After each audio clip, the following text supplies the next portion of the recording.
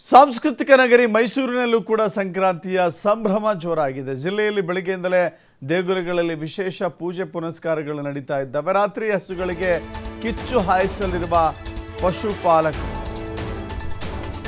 ರಾತ್ರಿಯೂ ಕೂಡ ಇವತ್ತು ಸಂಜೆ ಹಸುಗಳಿಗೆ ಕೆಂಡ ಹಾಯಿಸುವಂಥ ಕಿಚ್ಚು ಹಾಯಿಸುವಂಥ ಒಂದು ಕ್ರೀಡೆ, ಅದು ಸಾಹಸಮಯ ಕ್ರೀಡೆ ಇವತ್ತು ನಡೆಯುತ್ತೆ.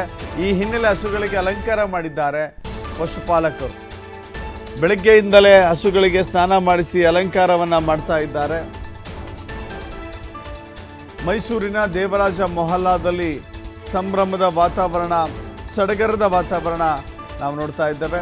ಅಮೃತೇಶ್ವರ ದೇವಾಲಯದಲ್ಲಿ ವಿಶೇಷ ಪೂಜೆ ಪುನಸ್ಕಾರ ನಡೀತಾ ಇದೆ. ವಿಶೇಷ ಪೂಜಾ ಕೈಂಕರ್ಯಗಳನ್ನು ನೆರವೇರಿಸ್ತಾ ಇದ್ದಾರೆ. ಗಮನಿಸ್ತಾ ಇದ್ದೀರಿ ದೃಶ್ಯಾವಳಿಗಳಲ್ಲಿ.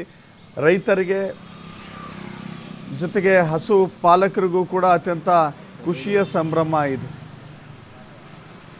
ಖುಷಿಯ ಸಂಭ್ರಮದ ಕ್ಷಣಗಳಿವು.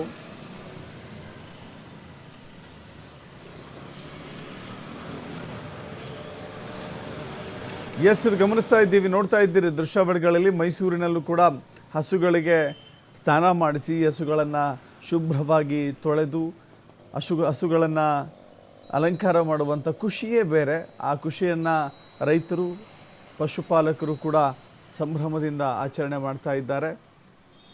ಹಸುಗಳಿಗೆ ಅಲಂಕಾರ ಮಾಡಿದ್ದಾರೆ, ಬಣ್ಣವನ್ನು ಬಳಿದು ಅಲಂಕಾರ ಮಾಡಿ ಇವತ್ತು ಸಂಜೆ ಕಿಚ್ಚು ಹಾಯಿಸ್ತಾರೆ. ಕಿಚ್ಚು ಹಾಯಿಸೋದಿದೆಯಲ್ಲ, ಅದೊಂದು ದೊಡ್ಡ ಸಾಹಸದ, ಅತ್ಯಂತ ಸಂಭ್ರಮದ ಕ್ಷಣಗಳು. ಇವತ್ತು ಸಂಜೆ ಕಿಚ್ಚು ಹಾಯಿಸ್ತಾರೆ. ಹೀಗಾಗಿ ನೋಡ್ತಾ ಇದ್ದೀರಿ ದೃಶ್ಯಾವಳಿಗಳಲ್ಲಿ ಹಸುಗಳಿಗೆ ಕಲರ್ ಬಳಿದು, ಅಂದರೆ ಬಣ್ಣವನ್ನು ಬಳಿದು ಶೃಂಗಾರಗೊಳಿಸಿದ್ದಾರೆ. ಇವತ್ತು ಸಂಜೆ ಈ ಹಸುಗಳ ಕಿಚ್ಚು ಹಾಯಿಸುವಂಥ ಕೆಲಸ ನಡೆಯುತ್ತೆ.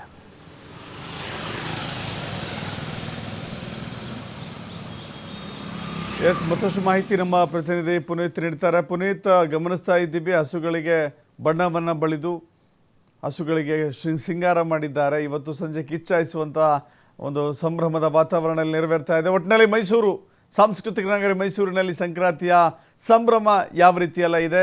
ಜೊತೆಗೆ ಇವತ್ತು ಹಬ್ಬದ ದಿನದ ಕಾರಣಕ್ಕಾಗಿ ಅನೇಕ ಪ್ರವಾಸಿಗರು ಹೆಚ್ಚಳವಾಗುವಂಥ ಸಾಧ್ಯತೆ ಕೂಡ ನಾವು ನೋಡ್ಬೋದಾಗುತ್ತೆ ಅಂತ ಕಾಣಿಸುತ್ತೆ. ಪುನೀತ್,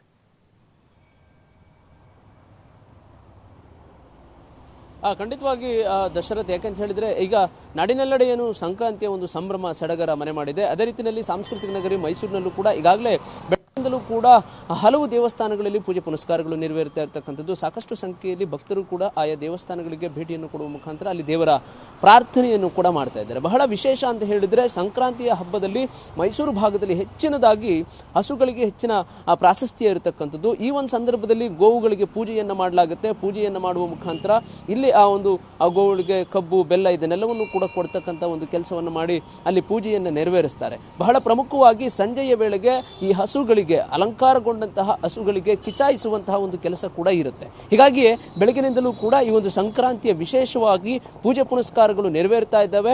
ಭಕ್ತಾದಿಗಳು ಕೂಡ ದೇವಸ್ಥಾನಕ್ಕೆ ಭೇಟಿಯನ್ನು ಕೊಡ್ತಾ ಇದ್ದಾರೆ. ಈಗ ನಾವು ಮೈಸೂರಿನ ದೇವರಾಜ ಮೊಹಲ್ಲಾದಲ್ಲಿರುವಂತಹ ಅಮೃತೇಶ್ವರ ದೇವಸ್ಥಾನದಲ್ಲಿದ್ದೇವೆ. ಈ ಒಂದು ದೇವಸ್ಥಾನದಲ್ಲಿ ಬೆಳಗ್ಗೆಯಿಂದಲೂ ಕೂಡ ಹೋಮ ಹವನಗಳು ಸಂಕ್ರಾಂತಿಯ ವಿಶೇಷವಾಗಿ ನಡೆದಿರತಕ್ಕಂಥದ್ದು. ಸಂಕ್ರಾಂತಿಯ ವಿಶೇಷ ಅಂತ ಹೇಳಿದ್ರೆ ಈ ಒಂದು ಸಂದರ್ಭದಲ್ಲಿ ಏನು ಹೊಸ ವರ್ಷದ, ಅಂದ್ರೆ ಈ ಒಂದು 2024ರ ಒಂದು ಮೊದಲ ಹಬ್ಬ ಇದು ಅಂತ ಕೂಡ ಹೇಳ್ಬೋದು. ಈ ಒಂದು ಹಬ್ಬದಲ್ಲಿ ಹೆಚ್ಚಿನ ಸಂಖ್ಯೆಯಲ್ಲಿ ಏನು ಭಕ್ತಾದಿಗಳು ದೇವಸ್ಥಾನಗಳಿಗೆ ಭೇಟಿಯನ್ನು ಕೊಡ್ತಕ್ಕಂಥ ಕೆಲಸವನ್ನು ಮಾಡ್ತಾರೆ. ಭೇಟಿಯನ್ನು ಕೊಟ್ಟಂತಹ ಸಂದರ್ಭದಲ್ಲಿ ಬರುವಂತಹ ಭಕ್ತಾದಿಗಳಿಗೆ ದೇವಸ್ಥಾನದಲ್ಲಿ ವಿಶೇಷ ಪ್ರಸಾದವನ್ನು ವಿತರಣೆ ಮಾಡತಕ್ಕಂಥ ಕೆಲಸವನ್ನು ಕೂಡ ಮಾಡಲಾಗುತ್ತೆ. ದೇವರಿಗೆ ಬೆಳಗಿನಿಂದಲೂ ಕೂಡ ಇಲ್ಲಿ ಬಂದಂತಹ ಭಕ್ತಾದಿಗಳು ಆ ಪೂಜೆಯನ್ನು ಸಲ್ಲಿಸ್ತಾರೆ. ಪೂಜೆಯನ್ನು ಸಲ್ಲಿಸಿದಂತಹ ಭಕ್ತಾದಿಗಳಿಗೆ ಇಲ್ಲಿ ಪ್ರಸಾದವನ್ನು ಕೂಡ ವಿನಿಯೋಗ ಮಾಡತಕ್ಕಂಥ ಕೆಲಸವನ್ನು ಮಾಡಲಾಗುತ್ತೆ. ಇನ್ನು ಬಹಳ ಪ್ರಮುಖವಾಗಿ ಈ ಒಂದು ಅಮೃತೇಶ್ವರ ದೇವಸ್ಥಾನದಲ್ಲಿ ಅರಳಿಕಟ್ಟೆಯನ್ನು ಪ್ರದಕ್ಷಿಣೆ ಆಗ್ತಕ್ಕಂಥ ಭಕ್ತಾದಿಗಳು ಹೆಚ್ಚಿನ ಸಂಖ್ಯೆಯಲ್ಲಿ ಇರ್ತಾರೆ. ಹೀಗಾಗಿ ಈ ಒಂದು ದೇವಸ್ಥಾನವನ್ನು ಬೆಳಗಿನಿಂದಲೇ ಶುಚಿಗೊಳಿಸುವಂಥ ಒಂದು ಕೆಲಸವನ್ನು ಮಾಡಲಾಯಿತು, ಅಲಂಕಾರವನ್ನು ಮಾಡ್ತಕ್ಕಂಥ ಕೆಲಸ ಆಯಿತು. ಜೊತೆಗೆ ಭಕ್ತಾದಿಗಳು ಕೂಡ ಈ ಒಂದು ಸಂದರ್ಭದಲ್ಲಿ ಬಂದಂಥವರಿಗೆ ಇಲ್ಲಿ ಪೂಜೆ ಪುನಸ್ಕಾರಕ್ಕೆ ವ್ಯವಸ್ಥೆಯನ್ನು ಮಾಡ್ತಕ್ಕಂಥ ಒಂದು ಕೆಲಸ ಕೂಡ ಮಾಡಲಾಗಿರ್ತಕ್ಕಂಥದ್ದು. ಇದನ್ನು ನಾನು ಇಲ್ಲಿ ಇರ್ತಕ್ಕಂಥ ಅರ್ಚಕರನ್ನು ಕೂಡ ಮಾತನಾಡಿಸ್ತೇನೆ. ಸರ್, ಸಂಕ್ರಾಂತಿಯ ವಿಶೇಷವಾಗಿ ಏನು ಪೂಜೆಗಳು ನೆರವೇರ್ತವೆ? ಸಂಕ್ರಾಂತಿ ಸುಮಾರು ಅಭಿಷೇಕ ಮಾಡ್ತೀವಿ, ಪಂಚಾಮೃತ ಅಭಿಷೇಕ ಮಾಡಿ ಷೋಡಶೋಪಚಾರ ಪೂಜೆ ಮಾಡ್ತೀವಿ. ಮತ್ತು ಭಕ್ತಾದಿ ಬೆಳಗ್ಗೆ ಪ್ರಸಾದ ವಿನಿಯೋಗ ಎಲ್ಲ ಮಾಡ್ತೀವಿ. ವಿಶೇಷವಾಗಿ ಸಂಕ್ರಾಂತಿ ಅಂತ ಹೇಳಿದ್ರೆ ಹಸುಗಳಿಗೆ ಪೂಜೆ ಇರತಕ್ಕಂಥದ್ದು. ಇಲ್ಲಿ ಯಾವ ರೀತಿ ಇದೆ? ವಿಶಾದಿ ಸಂಕ್ರಾಂತಿ ಅಂದರೆ ಸೂರ್ಯ ಮಕರ ರಾಶಿ ಪ್ರವೇಶ ಮಾಡ್ತಾನೆ. ಬೆಳಗ್ಗೆ 8:30 ಪ್ರವೇಶ ಮಾಡ್ತಾನೆ. ಅದು ಉತ್ತರಾಯಣ ಪುಣ್ಯಕಾಲ ಆಗುತ್ತೆ, ಅದು ತುಂಬ ವಿಶೇಷ. ಇಲ್ಲ 6 ತಿಂಗಳು ಉತ್ತರಾಯಣ ಪುಣ್ಯಕಾಲ. ಧನುರ್ಮಾಸದ ಸಂದರ್ಭದಲ್ಲಿ ಪೂಜೆಗಳು ಹೆಚ್ಚಾಗಿರ್ತವೆ ಅಂತ. ಧನುರ್ಮಾಸ ಬೆಳಗ್ಗೆ 6:30ಗೆ ಮಂಗಳಾರತಿ ಆಗ್ಬಿಡ್ಬೇಕು. ಅದು ಸೂರ್ಯ ಉದಯ ಹುಟ್ಟಕ್ಕೆ ಮುಂಚೆ ಪೂಜೆ ಆಗಿ ಪ್ರಸಾದ ವಿನಿಯೋಗ ಆಗಬೇಕು ಅಂತ ಹಿಂದಿನ ಒಂದು ಪದ್ಧತಿ ಬಂದ್ಬಿಟ್ಟಿದೆ. ಇದು ಅರ್ಚಕರ ಮಾತು. ಇನ್ನು ಮುಖ್ಯವಾಗಿ ನಾವು ಕಾಣಬಹುದು ಆ ದೇವರ ಒಂದು ಪೂಜೆಯ ವಿಶೇಷ ಅಂತ ಹೇಳಿದರೆ ಇಲ್ಲಿ ಅಮೃತೇಶ್ವರ ದೇವಸ್ಥಾನ ಇರ್ಬೋದು, ಜೊತೆಗೆ ಸುಬ್ರಹ್ಮಣ್ಯೇಶ್ವರ ದೇವಸ್ಥಾನ ಇರ್ಬೋದು, ಜೊತೆಗೆ ಸತ್ಯನಾರಾಯಣ ಸ್ವಾಮಿ ದೇವಸ್ಥಾನಗಳು ಒಂದೇ ಜಾಗದಲ್ಲಿ ಇರತಕ್ಕಂಥ ಒಂದು ಹಿನ್ನೆಲೆಯಲ್ಲಿ ಇಲ್ಲಿ ಹೆಚ್ಚಿನದಾಗಿ ಭಕ್ತಾದಿಗಳ ಸಂಖ್ಯೆ ಇಲ್ಲಿ ಇರುತ್ತೆ. ಇನ್ನು ಮುಖ್ಯವಾಗಿ ಇಲ್ಲಿ ಪಶುಪಾಲಕರೇನಿದ್ದಾರೆ ಇವರು ಹೆಚ್ಚಿನ ಸಂಖ್ಯೆಯಲ್ಲಿ ಇಲ್ಲಿಗೆ ಆಗಮಿಸಿದಂತಹ ಭಕ್ತಾದಿಗಳಿಗೂ ಕೂಡ ಅಲ್ಲಿ ಪ್ರಸಾದವನ್ನು ನೀಡತಕ್ಕಂಥ ಕೆಲಸವನ್ನು ಮಾಡಲಾಗುತ್ತೆ. ಸರ್, ಇನ್ನು ಅಮೃತೇಶ್ವರ ದೇವಸ್ಥಾನದ ಪೂಜೆಗಳ ಬಗ್ಗೆ ಹೇಳೋದು. ಅಮೃತೇಶ್ವರ ದೇವಸ್ಥಾನದ ಪೂಜೆಗಳ ಬಗ್ಗೆ ಹೇಳೋದು. ಅಮೃತೇಶ್ವರ ದೇವಸ್ಥಾನದಲ್ಲಿ ಬೆಳಗ್ಗೆ ಧನುರ್ಮಾಸದ ಪೂಜೆ ಎಲ್ಲ ಮುಗೀತು. ಇವತ್ತು ಮಕರ ಸಂಕ್ರಾಂತಿ ಆಗಿರೋದ್ರಿಂದ ವಿಶೇಷವಾದ ಪೂಜೆ ಎಲ್ಲ ಮಾಡಿ ಪೊಂಗಲು ಮಾಡಿ, ಆಮೇಲೆ ಇದು ಎಳ್ಳು ಬೆಲ್ಲ ಕೊಬ್ಬರಿ ಇದನ್ನೆಲ್ಲ ಬೆರಕೆ ಮಾಡಿರೋದನ್ನು ಜನಗಳಿಗೆಲ್ಲ ಪ್ರಸಾದ ವಿನಿಯೋಗ ಭಕ್ತಾದಿಗಳಿಗೆ ಎಲ್ರಿಗೂ ನಾವು 5:30-6 ಗಂಟೆಯಿಂದನೇ ಶುರು ಮಾಡಿದ್ದೀವಿ. ಹಸುಗಳಿಗೆ ಅಲಂಕಾರ ಮಾಡತಕ್ಕಂಥದ್ದು ಇವತ್ತಿನ ವಿಶೇಷ. ಹಸುಗೆ ಅಲಂಕಾರ ಅಂತ ನಮಗೆ ಹೆಂಗೆ ಒಂದು ಹಬ್ಬದಲ್ಲಿ ವಿಶೇಷ ಇರುತ್ತೋ, ವರ್ಷದಲ್ಲಿ ಒಂದು ದಿವಸ ಮಕರ ಸಂಕ್ರಾಂತಿ ದಿವಸ ಹಸುಗಳಿಗೆ ವಿಶೇಷವಾದ ಒಂದು ಹಬ್ಬ. ಹಾಗಂದ್ರೆ ಏನು, ಹಸುಗಳನ್ನೆಲ್ಲ ತೊಳೆದು ಬಣ್ಣ ಎಲ್ಲ ಮಾಡಿ ಬಣ್ಣ ಎಲ್ಲ ಹೊಡೆದು ಅದನ್ನು ಕಿಚ್ಚಾಯಿಸಿದ್ದು ಬೆಂಕಿ ಮೇಲೆ ಹಾಯಿಸ್ತೀವಿ. ಯಾಕೆ ಅಂದರೆ ಅದು ದೃಷ್ಟಿ ಪರಿಹಾರಕ್ಕೋಸ್ಕರ ನಾವು ಮಾಡ್ತೀವಿ. ಆಮೇಲೆ ಇವತ್ತು ಸೋಮವಾರ ಆಗಿರೋದ್ರಿಂದ ನಾವು ಕಿಚ್ಚಾಯಿಸಲ್ಲ, ನಾಳೆ ಕಿಚ್ಚಾಯಿಸ್ತೀವಿ ಮಂಗಳವಾರ.